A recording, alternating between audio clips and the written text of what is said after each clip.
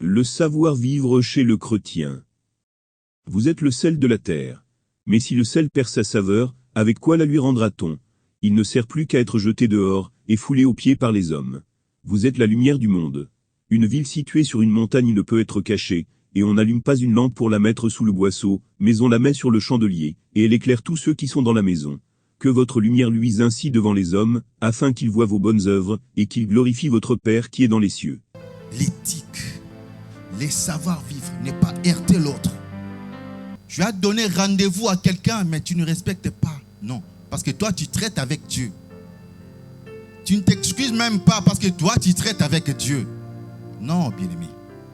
Ayons l'éthique, les savoir-vivre. Quand tu as donné rendez-vous, tu as un rendez-vous avec quelqu'un, bien-aimé, tu vois que tu ne peux pas te présenter. Appelle la personne avant l'heure, même avant 10-20 minutes. Explique-toi, non. Je suis sans péché, je ne peux pas venir là où tu es. On peut reporter peut-être à plus tard.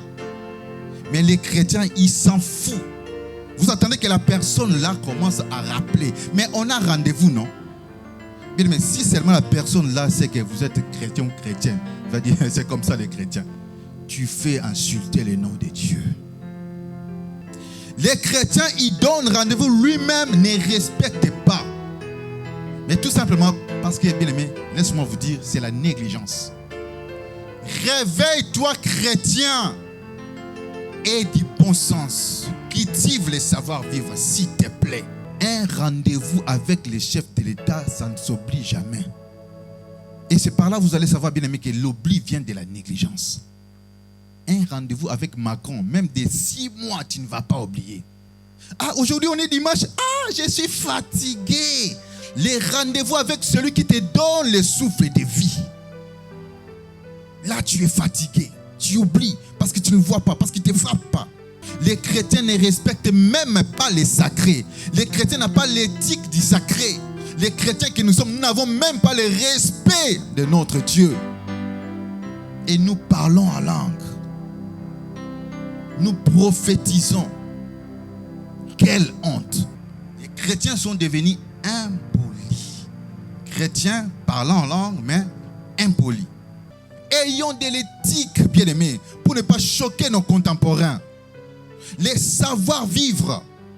Sinon, nous serons comme des pierres d'achoppement pour heurter les autres. Notre manière de vivre, bien-aimés, doit enseigner. Amen. Regardez-nous ici, nous sommes à Manguengenge. Nous prions, nous défouettés. C'est de l'orgueil. Les chrétiens orgueillés au nom de l'évangile. Nous jeûnons 365 jours. Vous avez besoin que l'Éternel vous écoute et non la foule. Amen. Soyez bien-aimés sobres. Soyez humbles, que le Seigneur vous élève. C'est qu'il faut bien-aimés de l'éthique même de l'évangile. C'est comme ça, bien-aimés, le nom de l'Éternel est banni parmi les païens. On nous traite comme des aventuriers. Les chrétiens, les chrétiens sont des aventuriers. Les pasteurs, des commerçants. Est-ce que quelqu'un peut faire la fierté de Dieu et dit non, et tous ils font ça, moi je ne le ferai pas. Moi je ne le ferai pas. Il n'y a pas d'éthique chez les chrétiens. Les chrétiens se comportent comme dans la jungle. Nous sommes 5 ici qu'à l'église. Quand nous sortons, bien-aimés, chacun pour soi. Ça relève ton éthique, ta morale, ton éducation. Tu n'as pas d'éducation chrétienne. Mais quand tu pardonnes, tu as dit pardonne. Quand tu pardonnes, bien aimé, tu traces ta route, tu traces ton chemin.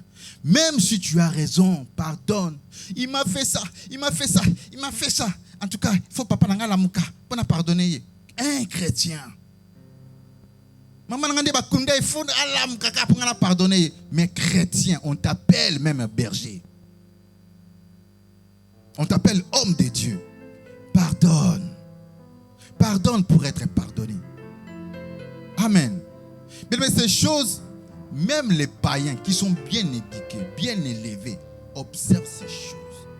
Mais chez nous, les chrétiens, c'est rare. Je n'ai pas dit que ça n'existe pas, mais c'est rare.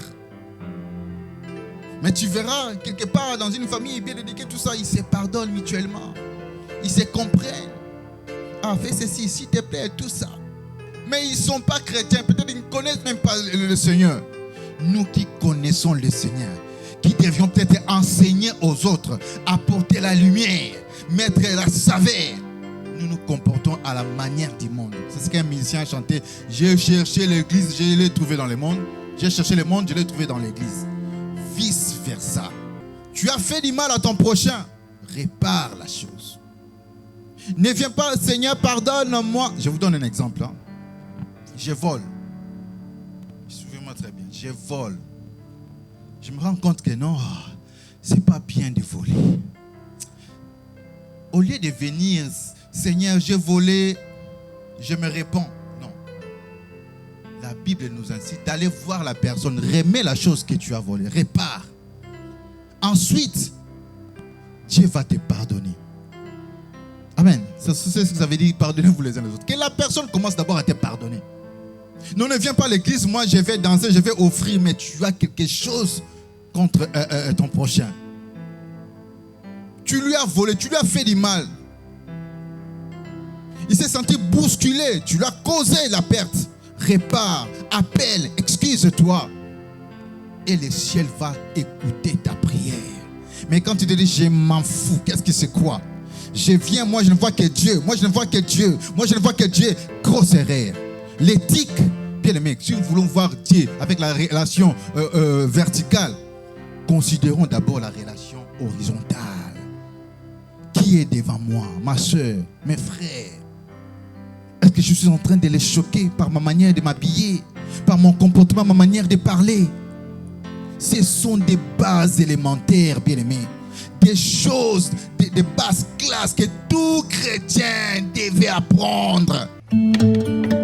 J'espère que vous avez aimé cette vidéo. Sinon, n'hésitez pas à liker, vous abonner et activer la cloche de notification.